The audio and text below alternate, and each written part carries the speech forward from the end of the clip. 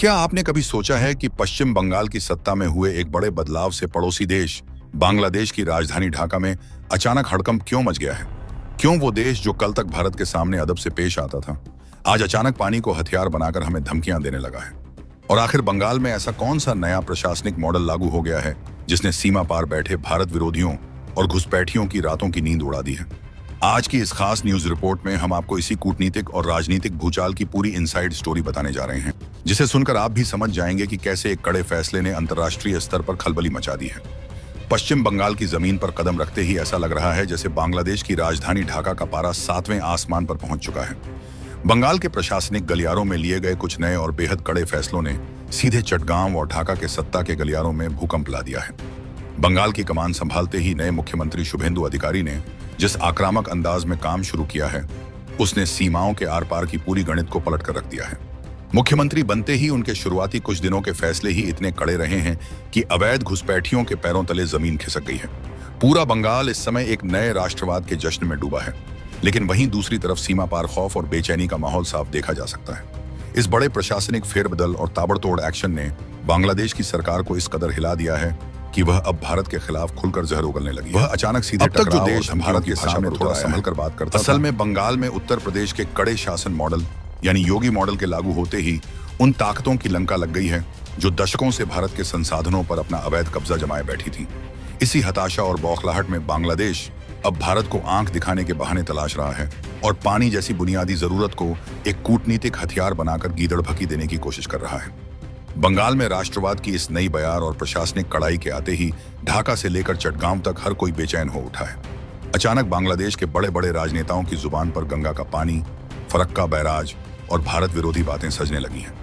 जो बांग्लादेश कुछ समय पहले तक भारत के साथ दोस्ताना और नरम रवैया दिखाने का नाटक कर रहा था, वह आज अचानक इतनी आक्रामक भाषा क्यों बोल रहा है? वह खुलेआम कह रहा है कि भारत के साथ उसके भविष्य के रिश्ते अब सिर्फ और सिर्फ गंगा जल समझौते पर तय होंगे। आपको समझना होगा कि यह पूरा विवाद केवल बहते हुए पानी का नहीं है।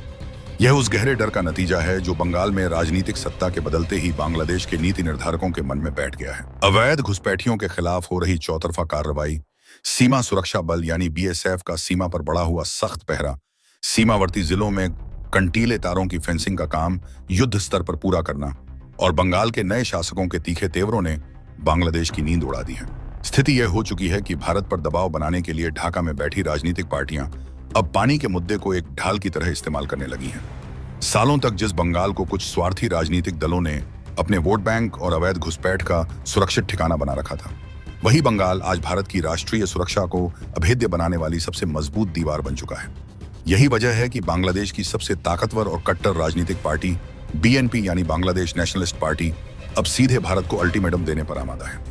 बांग्लादेश के प्रधानमंत्री तारिक रहमान की पार्टी के सबसे कद्दावर नेताओं में शुमार और वहां के स्थानीय सरकार ग्रामीण विकास मंत्री मिर्जा फखरुल इस्लाम आलमगीर ने दो टूक शब्दों में कह दिया है कि अगर गंगा नदी के जल का समझौता उनकी मन मुताबिक शर्तों पर आगे नहीं बढ़ाया गया तो दोनों देशों के बीच के सारे रिश्ते हमेशा के लिए ठंडे बस्ते में चले जाएंगे। जरा ठंडे दिमाग से सोचिए, जिस भारत ने दशकों पहले अपने सैनिकों का खून बहाकर बांग्लादेश को एक स्वतंत्र देश के रूप में पहचान दिलाई, जिसने हर मुश्किल घड़ी में चाहे चक्रवात हो या आर्थिक तंगी हमेशा बड़े भाई की तरह मदद का हाथ बढ़ाया, आज उसी भारत को धमकियां दी जा रही हैं। भारत बांग्लादेश को जरूरत की बिजली से लेकर हर रोज के व्यापार तक में भारी छूट देता आया है, लेकिन इसके बदले में आज भारत को ही पानी के नाम पर ब्लैकमेल करने की नाकाम कोशिश की जा रही है। बांग्लादेश को सबसे बड़ा डर इस बात का सता रहा है कि नई दिल्ली और कोलकाता अब पुराने ढर्रे पर चलने वाले नहीं हैं। बंगाल की नई सरकार ने साफ कर दिया है कि राज्य के हर एक जिले में अवैध नागरिकों की पहचान की जाएगी, उनका राशन कार्ड और वोटर ID खंगाला जाएगा और देश विरोधी तत्वों के पूरे नेटवर्क को नेस्तनाबूद कर दिया जाएगा। जब सीमा पार बैठे आकाओं को लगा कि उनका सालों पुराना नेटवर्क अब ध्वस्त होने वाला है, तो उन्होंने भारत को दबाने के लिए अंतर्राष्ट्रीय जल संधियों का राग अलापना शुरू कर दिया। मिर्जा फखरुल ने अपनी एक जनसभा में यहां तक दावा कर दिया कि भारत ने दोनों देशों के बीच बहने वाली 54 साझा नदियों पर एक तरफा तरीके से बड़े बड़े बांध बना दिए हैं।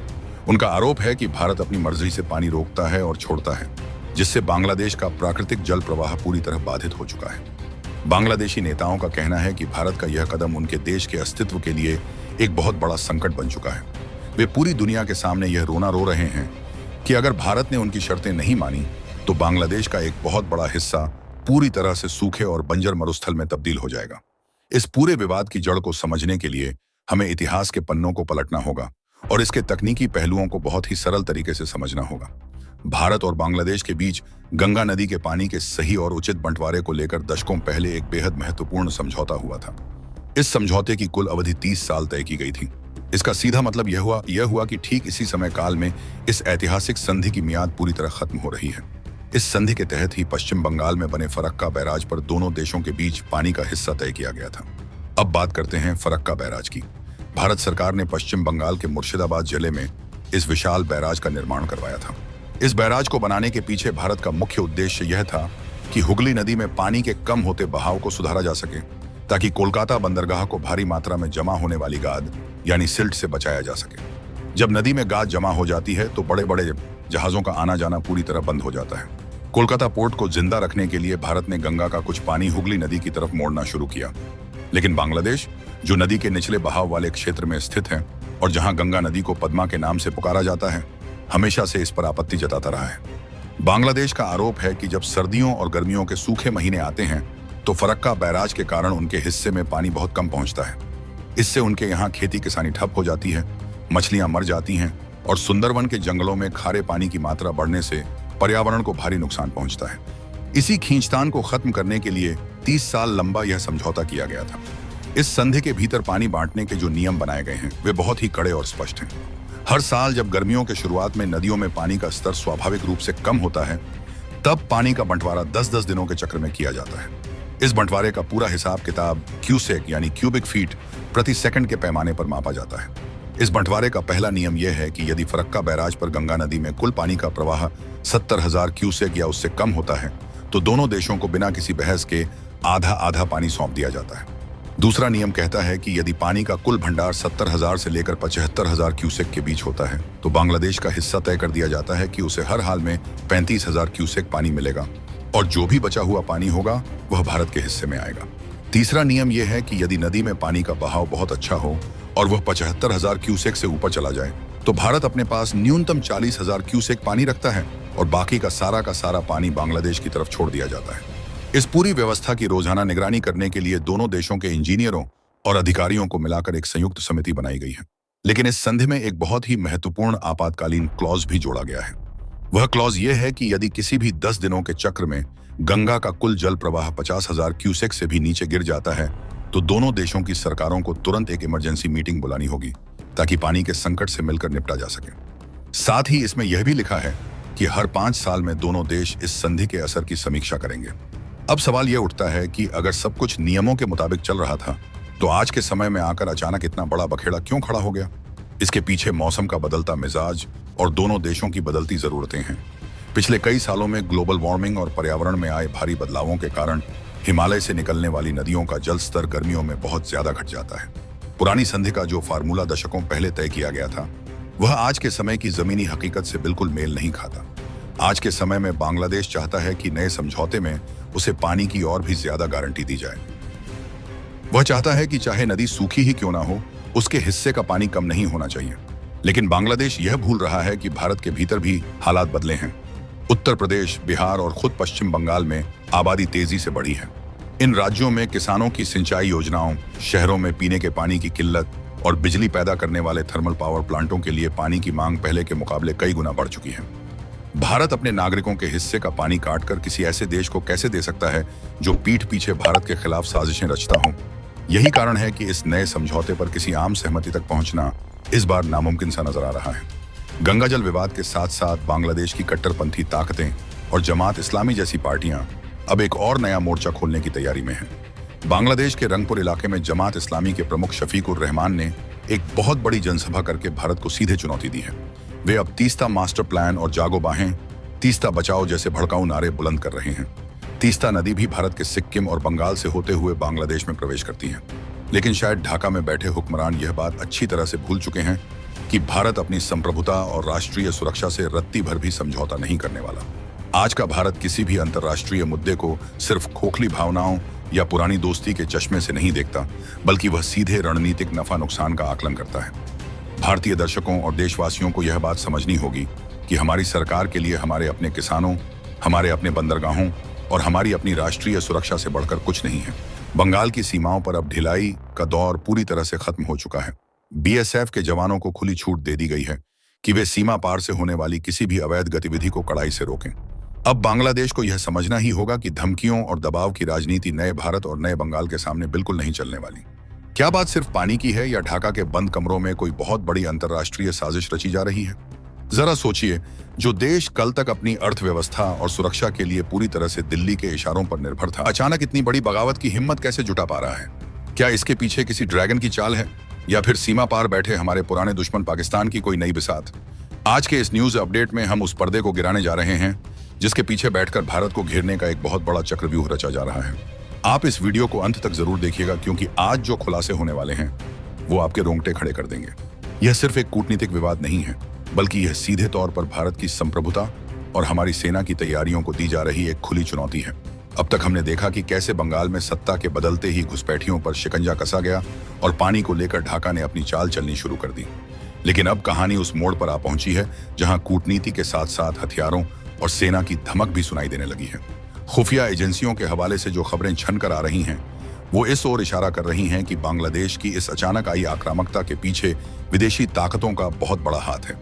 ऐसा माना जा रहा है कि ढाका के हुक्मरान अब चीन और पाकिस्तान के इशारों पर नाच रहे हैं। एक सोची समझी रणनीति के तहत भारत के पूर्वी मोर्चे को अशांत करने की कोशिश की जा रही है। मकसद साफ है, भारत को उसकी अपनी ही सीमाओं पर इस कदर उलझा कर रख दिया जाए कि वह वैश्विक मंच पर अपनी बढ़ती हुई ताकत पर ध्यान केंद्रित न कर सके। लेकिन शायद हमारे दुश्मनों को यह अंदाजा नहीं है कि आज का नया भारत दो मोर्चों पर तो क्या, जरूरत पड़ने पर चारों दिशाओं में एक साथ युद्ध लड़ने और जीतने का माद्दा रखता है। भारत ने भी बिना कोई शोर मचाए अपनी सैन्य तैयारियों को उस स्तर पर पहुंचा दिया है जिसकी भनक लगते ही ढाका से लेकर इस्लामाबाद तक पसीने छूटने लगे हैं। भारतीय वायुसेना के घातक लड़ाकू विमान अब पूर्वी सीमाओं के आसमान पर दिन रात गरज रहे हैं। यह सिर्फ एक गश्त नहीं है, बल्कि यह एक सीधा और स्पष्ट संदेश है कि अगर किसी ने भी भारत की शांति को भंग करने की गुस्ताखी की तो आसमान से वो कहर बरसेगा जिसे इतिहास सदियों तक याद रखेगा। हमारी सेना ने पूर्वी मोर्चे पर अपनी सबसे घातक प्रणालियों को पूरी तरह से मुस्तैद कर दिया है। हवा में किसी भी खतरे को मीलों दूर से ही राख में तब्दील कर देने वाले S-400 एयर डिफेंस सिस्टम को इस तरह से तैनात किया गया है कि परिंदा भी पर न मार सके। जमीन पर हमारे अजेय T-90 टैंकों की गड़गड़ाहट ने सीमा पार बैठे साजिशकर्ताओं के दिलों में खौफ पैदा कर दिया है। और बात सिर्फ जमीन या आसमान की ही नहीं, समंदर में भी भारत ने अपनी वो ताकत दिखा दी है जिसने दुश्मनों की रातों की नींद हराम कर दी है। बंगाल की खाड़ी में भारतीय नौसेना की हलचल अचानक बहुत तेज हो गई है।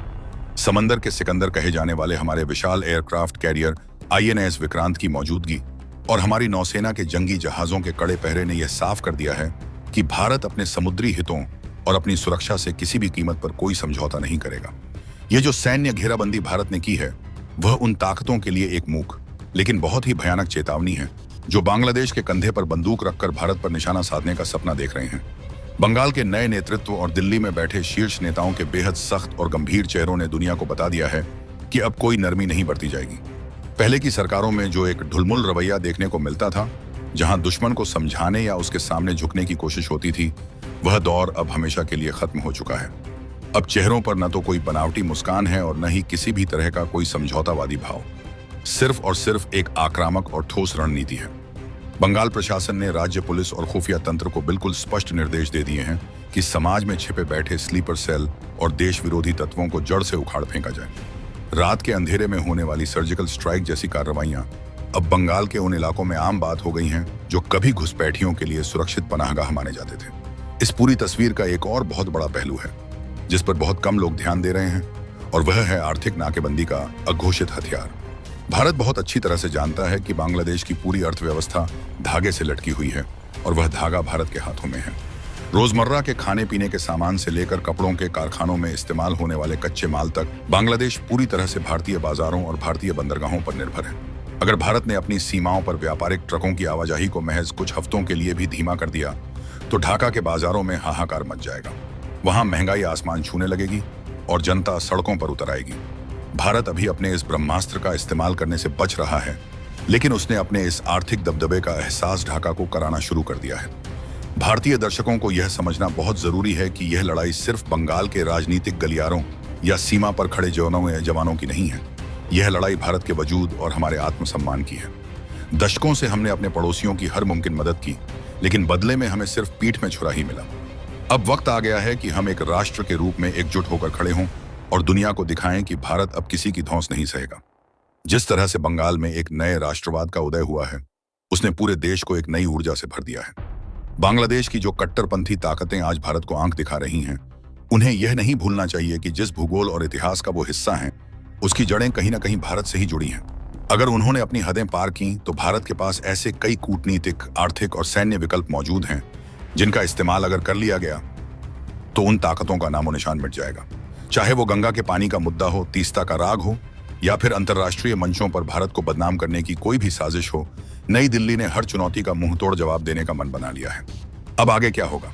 क्या बांग्लादेश अपनी जिद पर अड़ा रहेगा और एक ऐसे विनाशकारी रास्ते पर आगे बढ़ेगा जहां से वापसी नामुमकिन है, या फिर भारत के इस रौद्र रूप और कड़े प्रशासनिक फैसलों के आगे घुटने टेकने पर मजबूर हो जाएगा? यह तो आने वाला वक्त ही बताएगा। लेकिन एक बात तय है कि बंगाल की जमीन पर लिया गया एक फैसला अब पूरे दक्षिण एशिया की भू राजनीति को हमेशा के लिए बदलने जा रहा है। हम इस पूरी खबर पर अपनी पैनी नजर बनाए रखेंगे और जैसे ही इस मोर्चे से कोई भी नया अपडेट सामने आएगा, हम सबसे पहले आपको इसी चैनल पर पूरी गहराई और विश्लेषण के साथ बताएंगे। तब तक के लिए आप इस खबर को लेकर क्या सोचते हैं